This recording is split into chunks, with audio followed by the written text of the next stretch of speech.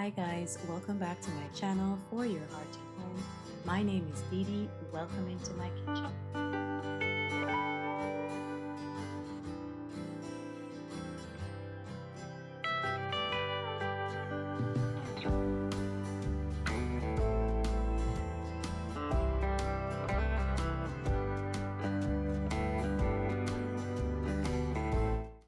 Hi guys, today I wanted to talk to you about slow living and homemaking. As I get older as a mom, I'm trying to be intentional and mindful by living through simple homemaking practices that bring peace, joy, and connection to our everyday life. I'm at the point in life where I'm seeking opportunities to be at peace, to be unhurried, to be mindful. Some days will allow for that easily, and other days I feel like I have to carve that out of our day somehow to ensure I allow myself to be in that bubble of peacefulness. I usually like to start my mornings early, and by doing so, that helps me to get a grip on what I have to do that day. It keeps me in the frame of mind for tackling all that the day will bring. Today, my children wanted a smoothie, and so I am starting with a very basic smoothie. I had some canned pineapples, and so I did pineapples, and then I added a few frozen strawberries in as well. So that's what I'm working on right now. I'm using my basic blender, just blending some pineapples and strawberries to have as our morning treat. So as I think of slow living and homemaking, it helps me to focus on being intentional, being mindful, and focusing on activities and ideas that encourage peace, joy, and connection in my everyday life. One thing that really helps me get ready for the day is to have a slower pace in the morning. I shared in previous videos that I try to wake up before everyone else. Most often than not, that's between 4 and 5. And that gives me an opportunity to really get a grip of what I have to do that day. I can get some things out of the way before I have to tackle anything else that's coming up. One of the things that helps me to prioritize my mindfulness is my new appreciation for teas. Growing up in a Jamaican household, we were offered tea on a daily basis, and for some reason, I did not like drinking tea. But now, as an adult, it's an indulgence that I try to enjoy every once in a while. I won't say I'm a tea drinker every day, and I really have to be in the mood to drink tea, but I now appreciate tea for what it does and for its ability to help me to slow down. I will enjoy tea sometimes in the morning, but I often reserve my tea drinking for nighttime once I have done all the things I wanted to do for the day and I'm trying to calm my mind and get myself ready for bed. I will enjoy a cup of tea then as a way to unwind. Another thing that comes with the whole concept of slow living and homemaking is embracing the seasons of life. We are fresh into the spring season. The birds are coming back with their songs. The trees are waking up. And we also have this renewal in our spirit to change, right? We all want to start decluttering. We want to do the deep cleaning in our homes. We want to essentially kick winter out. And so part of this whole slow living is embracing the season for what it brings and what it represents. So now is a wonderful time to look at what is in season in terms of meal planning so you can incorporate some fresh ingredients.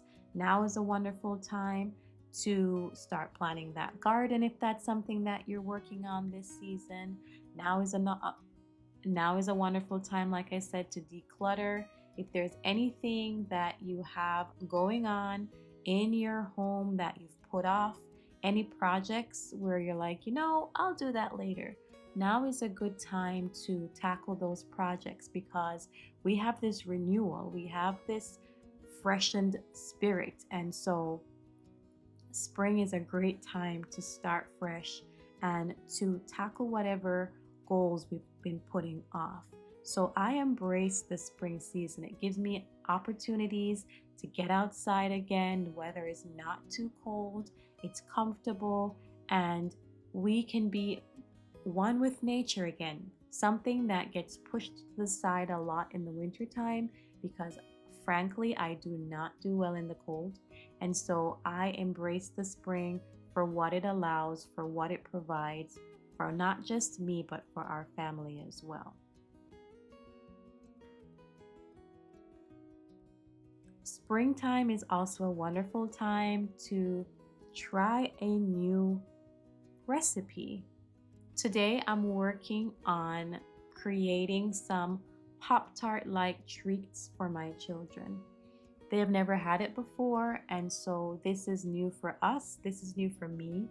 Making it is new for me, but enjoying it is new for them. And so to make Pop-Tart like treats, I simply created a pie crust and I used warm butter to create my pie crust because, like I shared in a previous video, I have a hard time working cold butter into a flour mixture. It's really hard on my limbs and it's just a lot more effort than I want to put out. And so I will create my pie crust with room temperature butter and really cold water, and then I will refrigerate it, and that helps it to keep its shape and all that. So I made this pie crust ahead of time and it was in the refrigerator, and now I am rolling it out. Once I have rolled it out, I'm going to cut it into the squares that I would like to use, and then I'm going to fill them. For this one, I am filling with a cinnamon sugar mix, and I'm also filling some with a strawberry filling. The strawberry filling is something I made and canned a few months ago, and the cinnamon sugar filling is similar to what you would put in a cinnamon roll.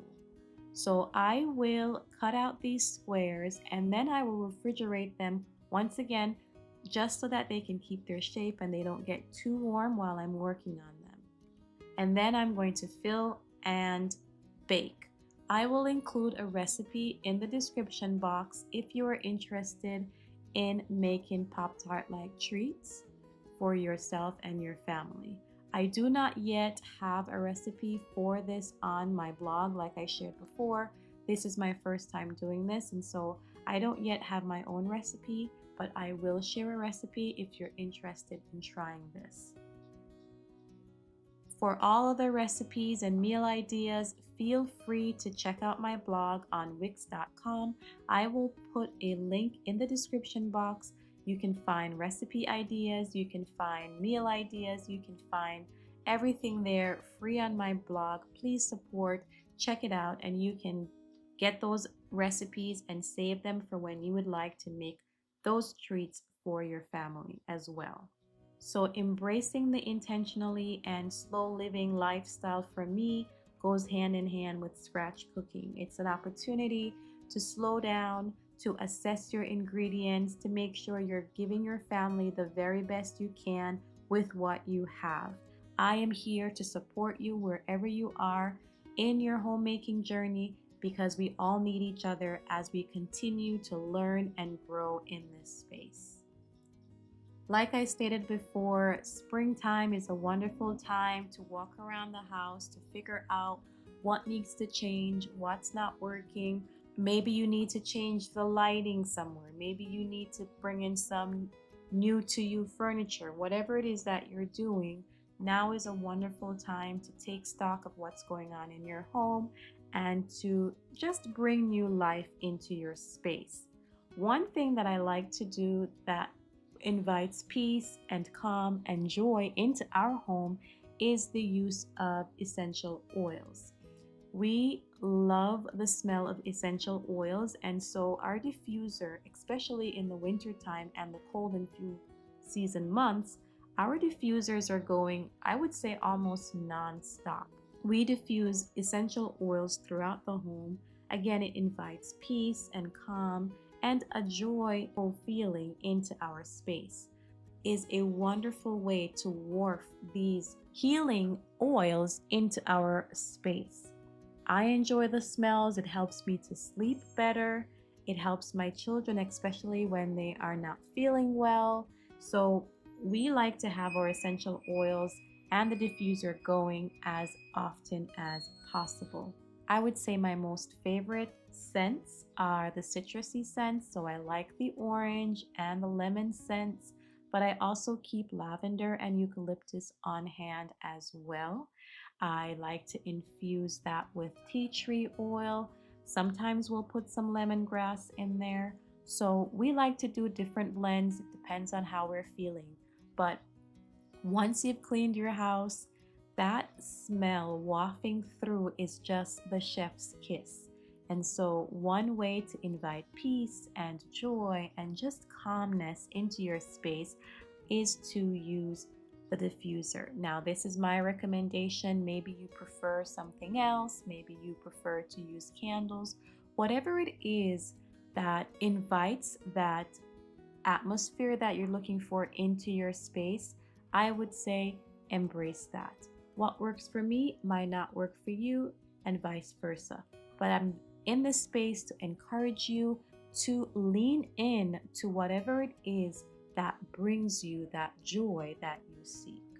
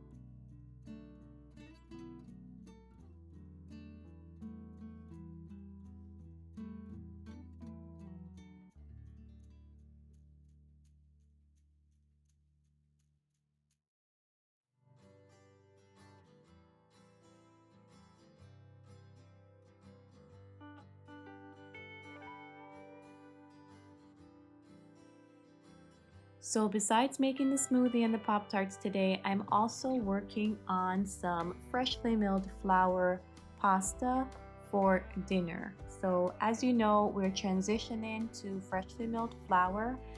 The time is coming for us to do our monthly shop for the new month that's approaching. But this month, I'm holding my fingers crossed that I will not be buying any more store-bought flour. So my goal over the next month or so is to use up all of the store-bought flour that we have in stock and to fully embrace this journey of freshly milled flour. Now I feel pretty confident making things like breads and pastas. I have not used it very much to make the sweetbreads, but I've used it to make pancakes and I've used it to make muffins. So I feel confident enough to give it a go, and worst case scenario, I could always just go back to implementing or putting some more all-purpose flour into the mix if I feel like I really am just failing at this whole concept. But I'm embracing it. I am going to use up what I have, and I've learned a few things along the way. I've shared before that when I use freshly milled flour, I try to use it following the recipes that I found, but I also noticed that if I include vital wheat gluten, especially when I'm making my sandwich loaves, I get a beautiful loaf. So I'm not intimidated. I am embracing the full transition, and I will keep you posted on how things are going. So today I'm working on making some pasta for dinner. We're going to be having shrimp and pasta two ways.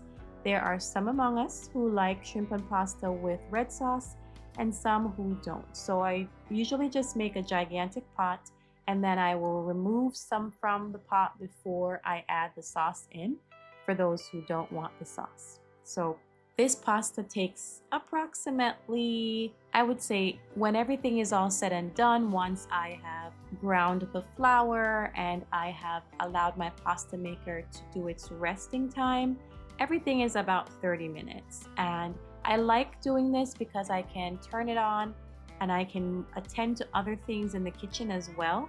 And so I don't feel like I'm just stagnant. But I've been using this recipe, and I will link the creator in the description box below. I've been using this recipe for a few months now, and it comes out perfectly every single time.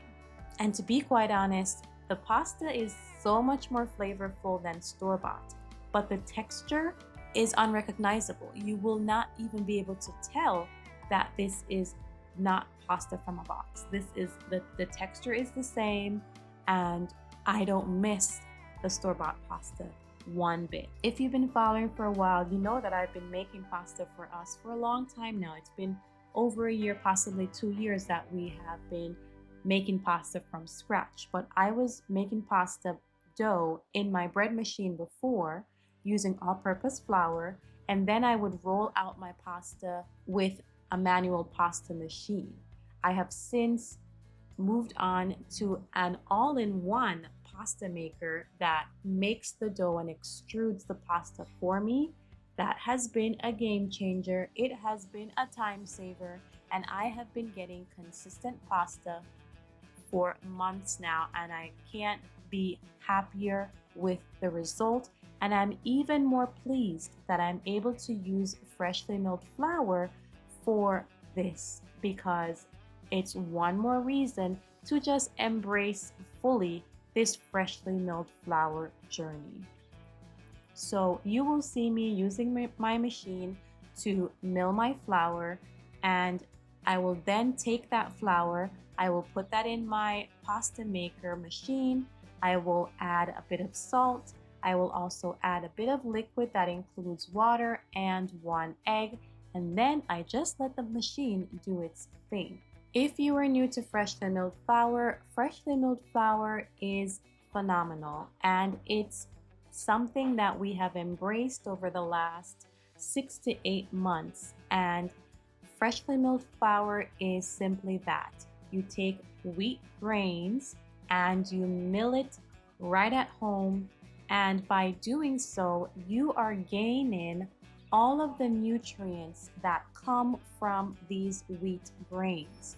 When we buy already milled flour from the store, for example, by the time we get that flour, most of the nutrients have already left the flour.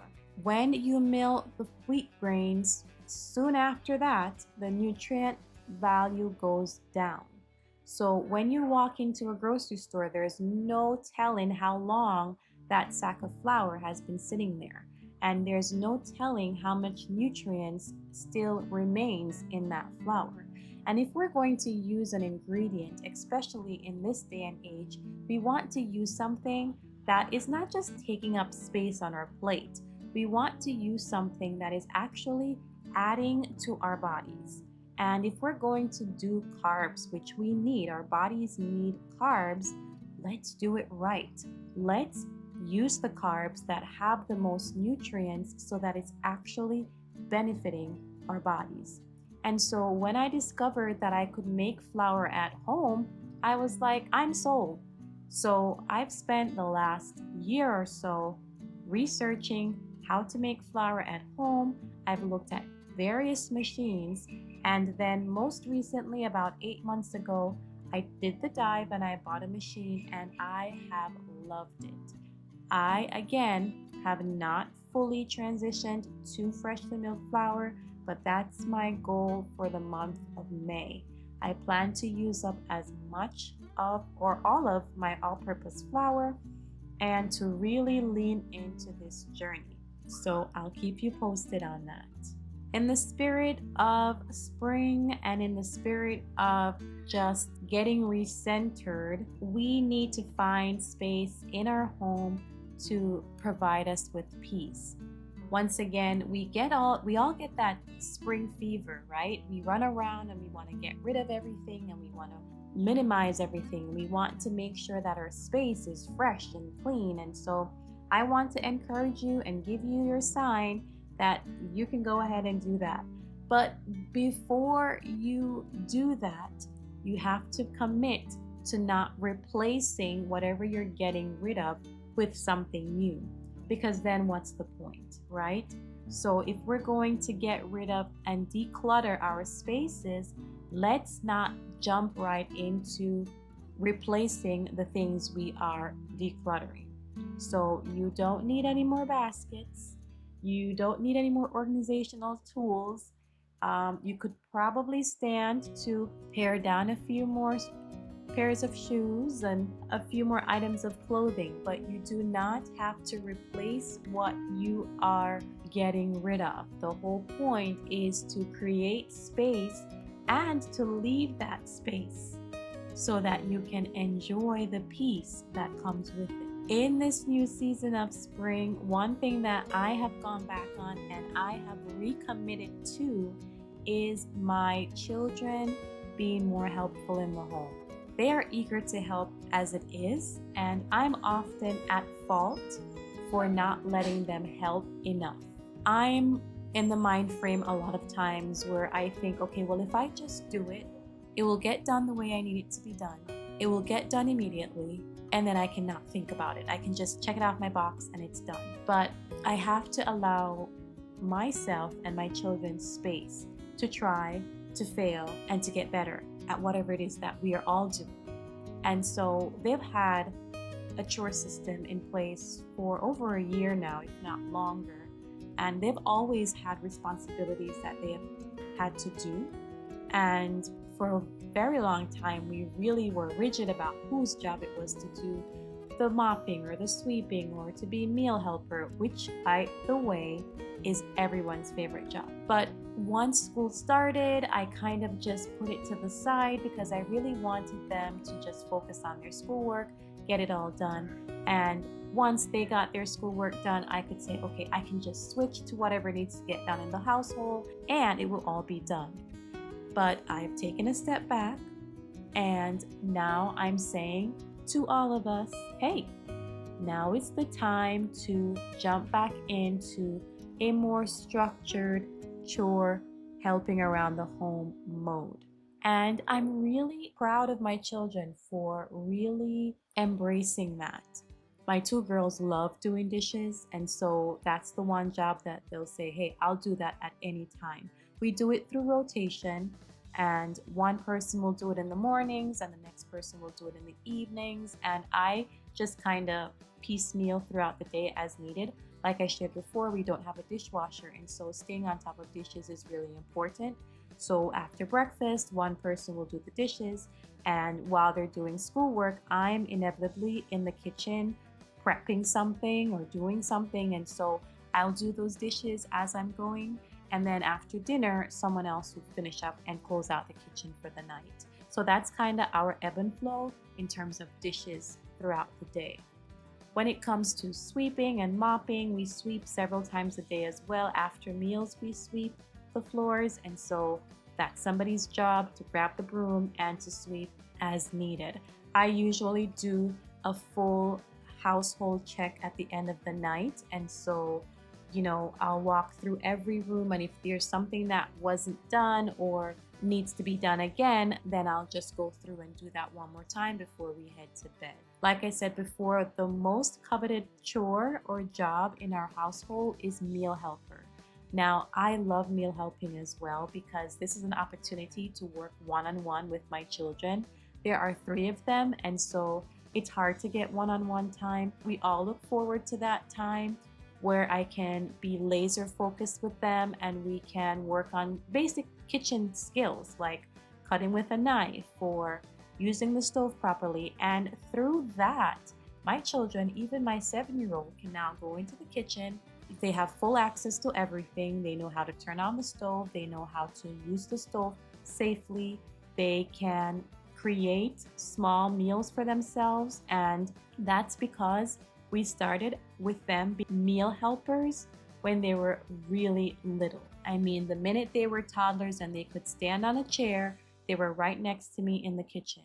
And I believe I will continue to help them build their independence by allowing them to be in the kitchen with me more. And it's something they look forward to as well.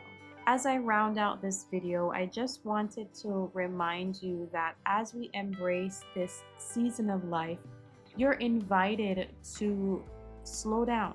You're invited to lean into whatever is bringing you joy, whatever is bringing you peace, whatever is giving you that mindset to grow and to flourish. Too often we're caught up with how people feel about us, what they have to say about us, and really and truly, that's not important.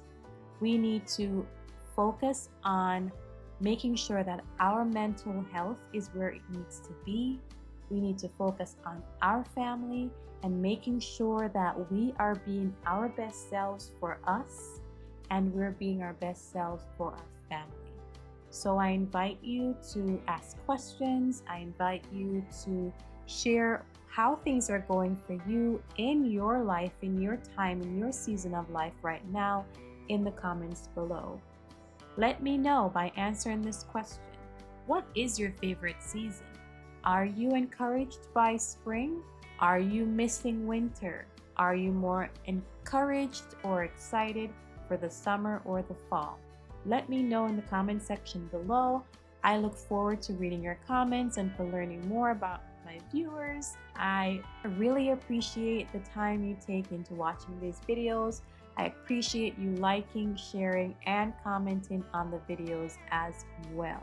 I appreciate you all. I wish you all the best, and I will see you in the next one.